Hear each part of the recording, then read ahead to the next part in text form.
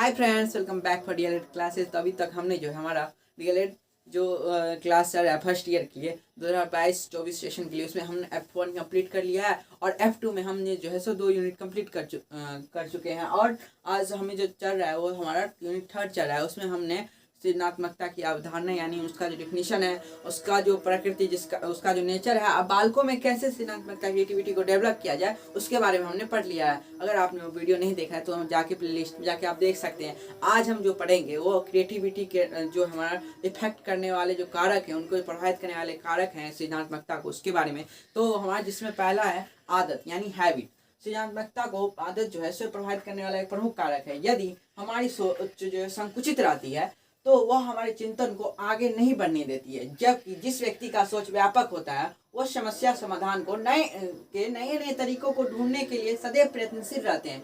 ऐसे व्यक्ति बहुत ही आसानी से अपनी समस्या को समाधान करते हैं। जैसा कि आपने अपनी क्लास में, रूम में या कहीं पे ट्यूशन में भी देखा होगा, जो ऐसे बच्चे होते हैं सर अगर क्वेश्चन देंगे तो वो तुरंत सॉल्व करके दिखा देता है। और कोई ऐसे बच्चे भी होते हैं जिनसे नहीं भी बनता है, और कुछ ऐसे बच्चे होते हैं जिन्हें बहुत धीरे धीरे आराम से वो बना के देता है। क्यों होता है? क्योंकि उसमें वो प्रैक्टिस की कमी होती है। जो बच्चा क्वेश्चन को लगातार बनाता रहता है, प्रैक्टिस करता रहता है, उसका आदत रहता है क्वेश्चन सॉल्व करने के लिए, वो जल्दी जल्दी क्वेश्चन देगा, वो जल्दी जल्दी क्वेश्चन सॉल्व करेगा।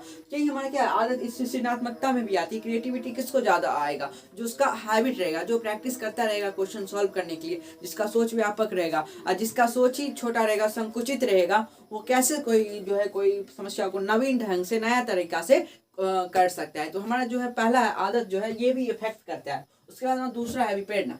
देखिए, अभिप्रेरणा कितने लोगों को जो है सोच समझ में नहीं आई होगी। अभिप्रेरणा, इसका जो इंग्लिश वर्ड मैं बोलूंगा तो आप लोगों को, बहुत लोग, सबको जो है समझ में आ जाएगा। अभिप्रेरणा मतलब मोटिवेशन। अब मोटिवेशन कैसे मिलेगा? आत्मविश्वास से, सेल्फ कॉन्फिडेंस से। अगर आप में सेल्फ कॉन्फिडेंस है ना, तो आप में मोटिवेशन खुद का खुद आ जाएगा। यानी जो आप में अभिप्रेरणा जो होगी सो खुद डेवलप हो जाएगी। तो अभिप्रेरणा कैसे प्रभावित करते हैं? देखिए, जो व्यक्ति अभिप्रेरित रहते हैं वो किसी भी समस्या का समाधान का नवीन हल ढूंढने का प्रयास करते हैं। हल तो सभी ढूंढते हैं, चाहे वो परंपरागत हो चाहे वो नवीन तरीके से हो। लेकिन जो नवीन तरीका से, जो नया तरीका, अपने तरीका से कोई हल को ढूंढे, वही हम क्या, सृजनात्मकता कहलाता है। लेकिन अभिप्रेरणा क्या है? जो व्यक्ति अभिप्रेरित रहते हैं वो किसी भी समस्या का समाधान का नवीन हल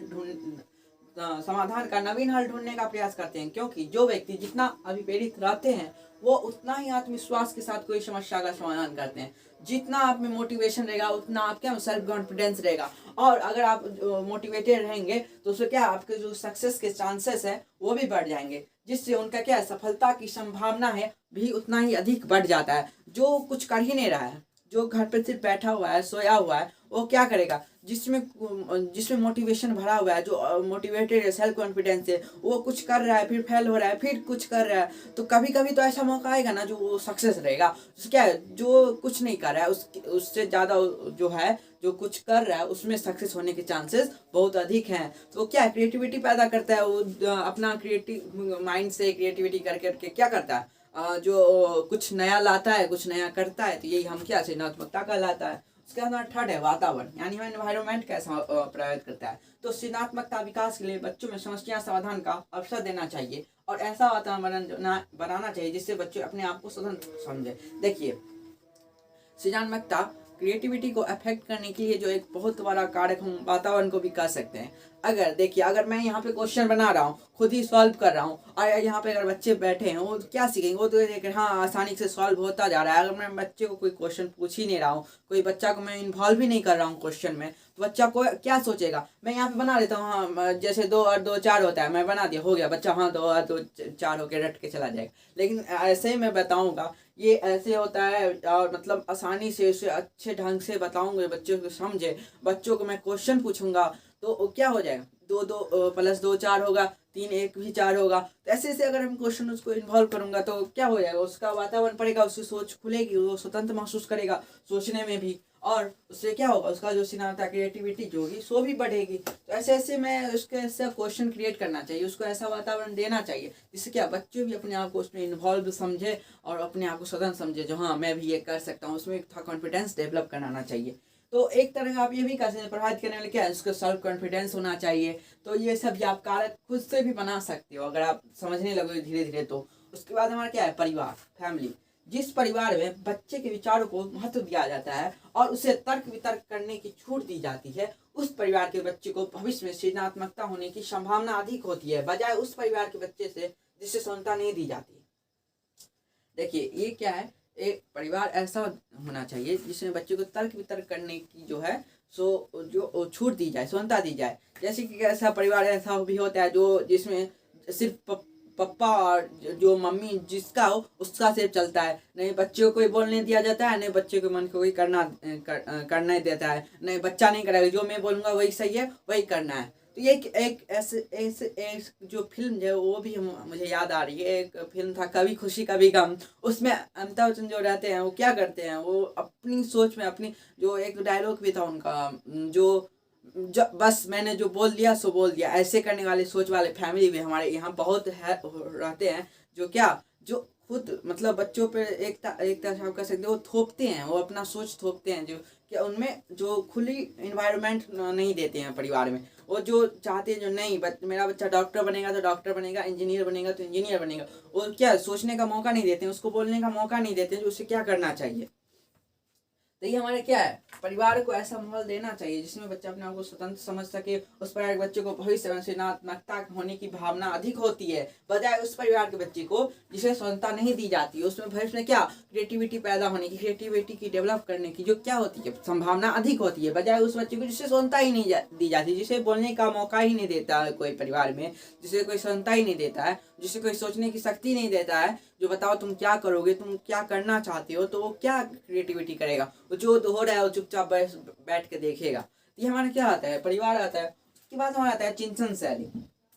चिंतन शैली दो प्रकार की होती है, ये एक इम्पोर्टेंट टॉपिक है जिसपे मैंने एक कमेंट भी देखा है, तो कोई बोला था जो चिंतन शैली को आप डिफाइन करिए। तो चिंतन शैली देखिए, चिंतन शैली भी हमें सृजनात्मकता को प्रभावित करता है, लेकिन चिंतन शैली में क्या है, दो प्रकार के चिंतन शैली होते हैं। डाइवर्जेंट होता है, एक अभिसारी चिंतन होता है और दूसरा अपसारी चिंतन होता है। अभिसारी और अपसारी, कन्वर्जेंट एंड डाइवर्जेंट होता है। यानी अभिसारी चिंतन कैसा होगा, तो अभिसारी चिंतन शैली में समस्या का समाधान एक पारंपरिक और निश्चित तरीके से होता है। अभिसारी कैसा होता है, जो एक परंपरागत एक निश्चित का जो निश्चित कोई भी समस्या का एक निश्चित हल होगा।